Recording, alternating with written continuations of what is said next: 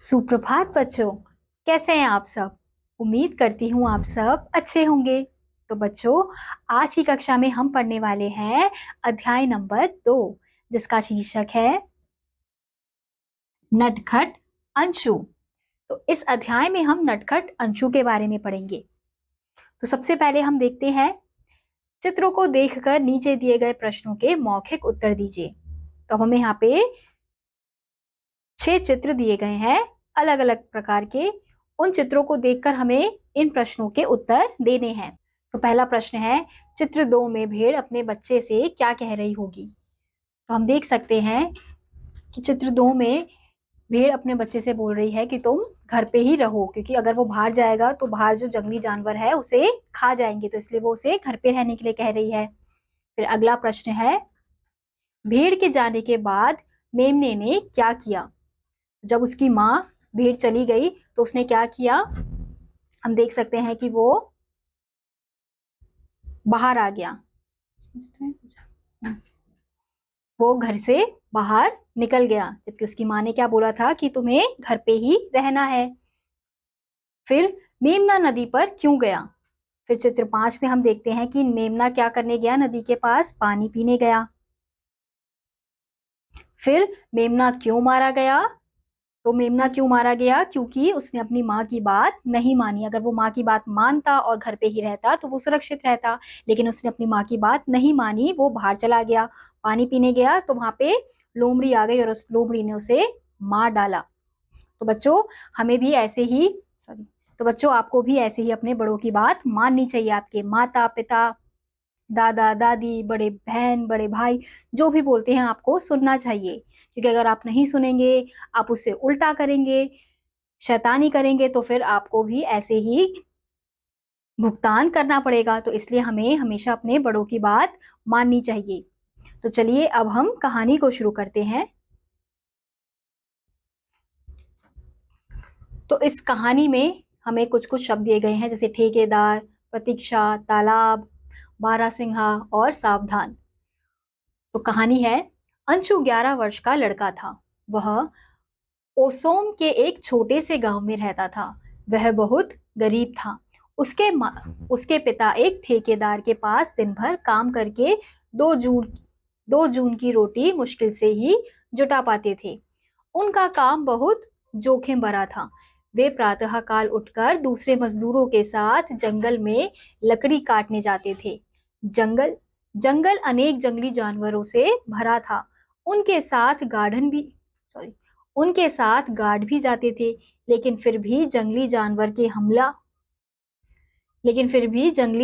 के हमला करने का खतरा लगातार बना रहता था। तो हमने इस कहानी में देखा कौन है, अंशु है जो 11 वर्ष का है, और वो कहाँ रहता है, ओसोम के एक छोटे से गांव में रहता है, और वो बहुत ही गरीब है, मतलब उसके परिवार जो है बहुत ही गरीब है, और उसके पिता एक ठेकेदार के पास ही दिन भर काम करते हैं। तो उनका काम बहुत ही जोखिम भरा काम है, क्योंकि वो जंगल में जाके लकड़ियां काटने का काम करते हैं, और जंगल में क्या होते हैं, जंगली जानवर होते हैं। तो जंगली जानवर अगर किसी इंसान को देखेंगे तो वो क्या करेंगे, उसे खा जाएंगे। तो इसलिए बहुत ही जोखिम का काम था। अब उनके साथ गार्ड तो जाते थे, लेकिन फिर भी अगर जंगली जानवर आ जाए तो कोई गार्ड भी क्या कर लेगा। फिर अंशु एक बुद्धिमानी बालक था। वह पास के विद्यालय में कक्षा 6 में पढ़ता था। वह न सिर्फ पढ़ने में होशियार था, अपितु आज्ञाकारी भी था। इसलिए उसके सभी शिक्षक उससे बहुत प्यार करते थे। वह प्रतिदिन सुबह स्कूल जाता था तथा शाम को ठेकेदार के दफ्तर पर पहुंचकर अपने पिता की प्रतीक्षा किया करता था। यह उसका रोज का नियम था। वह शाम को पिता के साथ ही घर वापस आता था। तो अब हमने देखा कि अंशु क्या है, बुद्धिमान बालक है, और बुद्धिमान के साथ आज्ञाकारी, यानी कि सबकी आज्ञा का पालन करने वाला बालक है। इसलिए उसके शिक्षक हमेशा उससे खुश रहते हैं। तो वो प्रतिदिन क्या करता था, स्कूल जाता था, सवेरे स्कूल जाता था, और फिर उसके बाद जब स्कूल से वापस आता था तो वो ठेकेदार के दफ्तर में ही बैठ के अपने पिता की प्रतीक्षा करता था, ताकि जब उसके पिता आए तो वो साथ में ही उनके घर जाता था। आज छुट्टी का दिन था, परंतु अंशु के पिताजी काम पर जा रहे थे। पिताजी को तैयार होते देख अंशु बोला, पिताजी, क्या आप आज क्या आप आज घर पर नहीं रहेंगे? आपने मुझसे वायदा किया था कि आज आप दोपहर को मुझे मेला दिखाने ले जाएंगे। अंशु के पिताजी ने कहा, हाँ बेटा, मैं आज जल्दी घर आ जाऊंगा, उसके बाद हम मेला देखने जाएंगे। फिर हमने देखा कि छुट्टी के दिन में अंशु ने देखा पिताजी को तैयार होते हुए, तो उसने क्या बोला कि आज भी आप काम पे जा रहे हैं, क्योंकि छुट्टी के दिन तो सब घर पे रहते हैं। तो इसलिए उसने अपने पिताजी से ये सवाल किया। तो उसके पिताजी ने बोला कि हाँ, हम जाएंगे बाहर मेला देखने, लेकिन मैं जब काम से आ जाऊंगा, यानी कि वो जल्दी आने वाले थे। अंशु बोला, पिताजी, मैं भी आपके साथ जंगल चलूंगा, मैं आपको कार्य करते हुए देखना चाहता हूँ। बेटे की जिद देख पिता ने उसे समझाया, नहीं अंशु, जंगल खतरनाक जंगली जानवरों से भरा हुआ है, मैं वहां अपना कार्य करते हुए तुम्हारा ध्यान नहीं रख पाऊंगा, इसलिए तुम घर पर ही रहो, मैं जल्दी ही वापस मैं जल्दी ही वापस आ जाऊंगा। बेटे की इच्छा बेटे की इच्छा देख अंशु की माँ बोली, आप क्यों मना कर रहे हो? गार्ड तो आपके साथ ही रहते हैं, फिर किस बात का खतरा फिर किस बात का खतरा है? अब हम देखते हैं कि अंशु फिर क्या जिद करने लगा अपने पिताजी से कि वो भी जंगल जाएगा और उन्हें काम करते हुए देखेगा। लेकिन उसके पिताजी उसे समझाते हैं कि नहीं, वहां पे सब जंगली जानवर होंगे, अब मैं तो अपना कार्य करूंगा, तो उस समय मैं अब तुम्हारा ध्यान नहीं रख पाऊंगा, तो इसलिए तुम मत जाओ। लेकिन अंशु की माँ अपने बेटे की जिद पूरी करने के लिए उन्हें बोलती है कि आपके साथ तो गार्ड होते ही हैं, तो फिर किस बात का खतरा है, इसे ले जाइए। फिर अनचाहे मन से अंशु के पिताजी उसे अपने साथ ले जाने को तैयार हो गए। तो हम देख सकते हैं कि इस चित्र में भी हम देख रहे हैं कि अंशु अपने पिताजी के साथ जा रहा है, जिनके साथ दो गार्ड भी हैं। फिर उसके बाद अंशु अपने पिताजी के साथ जंगल को चल दिया। जैसे ही उन्होंने जंगल में प्रवेश किया, अंशु डर गया। उसने अपने पिता का हाथ कसकर पकड़ लिया और उनसे बिल्कुल सटकर चलने लगा। वे जल्दी ही जंगल में उस स्थान पर पहुंच गए जहां उसके पिताजी कार्य करते थे। तब अंशु के पिताजी ने कहा, तुम गार्ड के साथ रहो, अकेले कहीं मत जाना। अंशु ने सिर हिलाकर हामी भर दी। फिर हम देखते हैं कि जैसे ही अंशु पिताजी के साथ जंगल में प्रवेश करता है, तो अब जंगल देख के वो थोड़ा घबरा जाता है। फिर घबराकर वो अपने पिताजी का हाथ कसकर पकड़ लेता है। फिर उसके पिताजी उस स्थान पर जब पहुंच जाते हैं जहां उन्हें कार्य करना है, तो वो अंशु को बोलते हैं कि तुम अब गार्ड के साथ ही रहना और इन्हें मतलब अकेले कहीं भी मत जाना। तो अंशु उनके बातों पर सिर हिलाकर हामी भर देता है। फिर उसके पिता कुछ समय बाद अपने कार्य में व्यस्त हो गए और गार्ड भी अपनी बंदूकें पास में रखकर बैठ गए। अंशु को बैठे बैठे घूमने की इच्छा हुई। वह गार्डों की नजर बचाकर जंगल की तरफ चल दिया। वह जंगल में घूमते घूमते बहुत खुश हुआ था। वह घने जंगल की तरफ बढ़ता जा रहा था। धीरे धीरे धीरे उसका डर भी कम होता जा रहा था। वह अपने पिता की चेतावनी को भूलकर घने जंगल में अंदर जा रहा था। फिर हम देखते हैं कि अंशु अब बैठे बैठे उसको क्या हुआ, उसे घूमने का मन करने लगा। वो बच्चा है और वो कितनी देर बैठ सकता है। तो उसके पिताजी भी काम में व्यस्त हो गए और जो गार्ड है वो भी बंदूक अपने पास रखकर बैठ गए। तो अंशु से बैठे बैठे उसको क्या हुआ कि उसे घूमना है। फिर धीरे धीरे वो क्या करने लगा कि नजर से बचकर जंगल की तरफ चलने लगा और फिर घूमते घूमते बहुत खुश हुआ। फिर जंगल की तरफ बढ़ता जा रहा था। धीरे धीरे उसका डर भी कम होता जा रहा था। वह अपने पिता की चेतावनी को भूलने लगा था, क्योंकि उसके पिताजी ने क्या कहा था कि अकेले तुम्हें कहीं नहीं जाना, लेकिन वो उनकी चेतावनी को भूलकर आगे बढ़ता जा रहा था। फिर जैसे हम यहाँ देख सकते हैं कि अंशु यहाँ के सारे जानवरों को, पशु पक्षियों को कितने प्यार से देख रहा है। फिर वह चलते चलते एक तालाब के पास पहुंच गया। तालाब के चारों ओर ही हरियाली देख उसे आनंद की सीमा ना थी। तालाब के चारों ओर की हरियाली देख उसके आनंद की सीमा ना थी। उनके पक्षी अनेक पक्षी तालाब के पास उड़ रहे थे। बतख जल में तैर रही थी। अंशु सब कुछ भूलकर वहां एक पेड़ के नीचे बैठ गया और यह दृश्य देखने लगा। फिर हम देखते हैं कि अंशु क्या करता है, नदी के पास पहुंच जाता है और नदी के पास बैठ के ही इन सारे पशु पक्षियों को देखता है, क्योंकि ये जो नज़ारा था उसे बहुत ही अच्छा लग रहा था, क्योंकि चारों तरफ हरियाली थी और नदी में बतख थी, मछलियां थी और जो पशु थे वो पानी पी रहे थे। अभी अचानक से उसे एक ध्वनि सुनाई दी। उसने घूम कर देखा तो तालाब के किनारे एक बारहसिंघा पानी पी रहा था। अंशु उसे देखते ही खुशी से सराबोर हो गया। उसके सुंदर सींगों को देखकर उसे इतना अधिक उसके उसके सुंदर सींगों को देखकर उसे इतनी अधिक खुशी मिल रही थी कि वह अपनी पलक तक झपकाना भूल गया।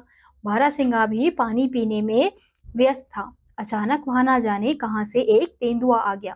फिर हम देखते हैं कि अब यहाँ पे हम देख सकते हैं कि अंशु क्या कर रहा है, बारहसिंगा को पानी पीते हुए देख रहा है।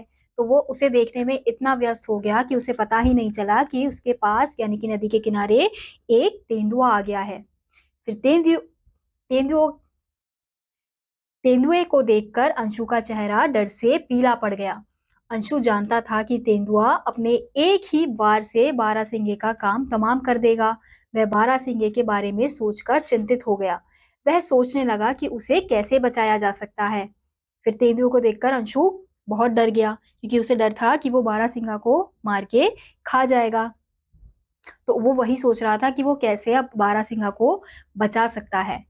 फिर अंशु बहुत अधिक डरा हुआ था। अचानक उसके मस्तिष्क में एक विचार आया। उसने समीप से एक पत्थर उठाया और जोर से पानी में फेंका। पानी में पत्थर गिरने की आवाज से बारहसिंगा सावधान हो गया। खतरे का आभास होते ही वह तेजी से वहां से भाग लिया। अब तेंदुआ अपने हाथ से शिकार निकल जाने से गुस्से से भर उठा और तेजी से अंशु की तरफ दौड़ा। अंशु तेंदुए की ओर अंशु तेंदुए को अपनी तरफ आते देख बहुत डर गया। उसने सोचा अब तो मरना ही है। जब उसे कुछ नहीं सूझा तो वह पेड़ पर चढ़ गया। उसे यह मालूम नहीं था कि तेंदुआ भी आसानी से पेड़ पर चढ़ चढ़ जाता है। फिर हमने देखा कि अब अंशु ने अपना अपनी समझदारी से बारहसिंगा को तो बचा लिया। उसने पानी में पत्थर फेंका तो बारहसिंगा को आभास हो गया कि कुछ खतरा है, तो वो तो वहां से भाग गया। लेकिन अब तेंदुआ कैसा होता है, जब उसे पता चलता है कि उसका कोई शिकार छूट गया है तो वो गुस्से में आ गया, क्योंकि वो तो उसका खाना है। अब आपका कोई खाना छीन ले तो आपको तो गुस्सा आएगा ही। तो वैसे ही तेंदुए को गुस्सा आ गया। वो गुस्से में अंशु के पीछे भागने लगा। फिर अंशु ने देखा कि तेंदुआ उसके पीछे आ रहा है, तो उसे कुछ समझ तो आया नहीं। तो वो जिस पेड़ के नीचे बैठा हुआ था उसी पेड़ पर चढ़ गया। लेकिन अंशु को ये नहीं पता था कि तेंदुआ भी आसानी से पेड़ पर चढ़ सकता है। फिर हम यहाँ देख सकते हैं कि किस प्रकार से तेंदुआ और अंशु दोनों एक पेड़ पर चढ़े हुए हैं। तेंदुआ भी उसके पीछे पीछे पेड़ पर चढ़ गया और धीरे धीरे अंशु की तरफ बढ़ने लगा।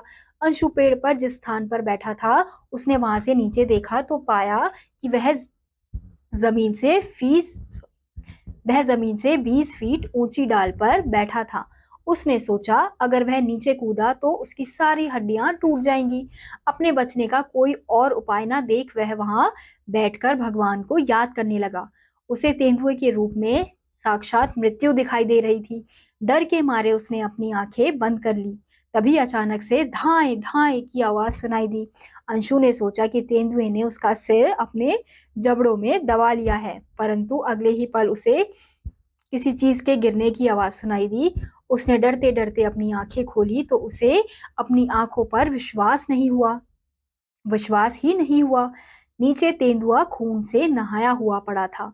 फिर हम क्या देखते हैं कि तेंदुआ भी अब पेड़ के पीछे पीछे अंशु के पीछे पीछे पेड़ पर चढ़ जाता है। फिर अंशु तेंदुए के अपने पास आते हुए उसे दिखाई देता है कि जो मौत है वो उसके बहुत ही करीब है, कि अब तो वो मरने वाला है। तो इसलिए वो भगवान को याद करता है आंखें बंद करके, क्योंकि उसे लगता है कि अब वो नीचे नहीं कूद सकता, क्योंकि नीचे कूदेगा तो उसकी सारी हड्डियां वैसे ही टूट जाएंगी। तो इसलिए वो पेड़ पर बैठ के ही आंखें बंद करके भगवान को याद करता है। लेकिन उसी समय क्या होता है कि धाई धाई करके आवाज आती है, तो उसको लगता है कि तेंदुए ने उसका सर पकड़ लिया अपने पंजों में। लेकिन जब वो आंखें खोल कर देखता है तो तेंदुआ नीचे गिरा हुआ होता है और खून से लथपथ होता है। फिर उसने हैरान होकर अपनी आवाज सॉरी फिर उसने हैरान होकर अपनी नजर घुमाई तो उसे अपने पिता गार्ड के साथ भागकर तालाब की ओर आते हुए दिखाई दिए। गार्डों की बंदूक से अभी तक धुआं निकल रहा था। अंशु जल्दी से पेड़ से नीचे उतरकर पिता की तरफ दौड़ा। उसके पिता ने उसे गोदी में उठा लिया। उसकी आंखों से आंसू निकल रहे थे। अंशु सूखते हुए अपने पिता से बोला, पिताजी, अब मैं कभी आपकी आज्ञा का उल्लंघन नहीं करूंगा। उसकी आंखों में पश्चाताप के आंसू थे। फिर हम अंत में क्या देखते हैं कि जो गार्ड और जो उसके पिताजी थे वो भागकर नदी के पास आ रहे थे, यानी कि जो गार्ड की बंदूक थी उसी से ही तेंदुओं को मारा गया था। तो ये देखकर उसे थोड़ी शांति की सांस लेता है। फिर जब वो नीचे उतर के भाग के अपने पिताजी की गोदी में चढ़कर बोलता है कि और रोता है कि अब मैं कभी भी आपकी आज्ञा का उल्लंघन नहीं करूंगा। तो इसी के साथ ये कहानी यहीं समाप्त हो जाती है। तो बच्चों, इस कहानी से हमें क्या शिक्षा मिलती है कि हमें अपने बड़ों का आज्ञा का पालन करना चाहिए, कभी भी उनके आज्ञा का उल्लंघन नहीं करना चाहिए। तो इसी के साथ आज का ये अध्याय यहीं समाप्त होता है। उम्मीद करती हूँ आपको ये अध्याय समझ आया होगा। मैं आपसे मिलूंगी अगली कक्षा में, तब तक के लिए नमस्कार।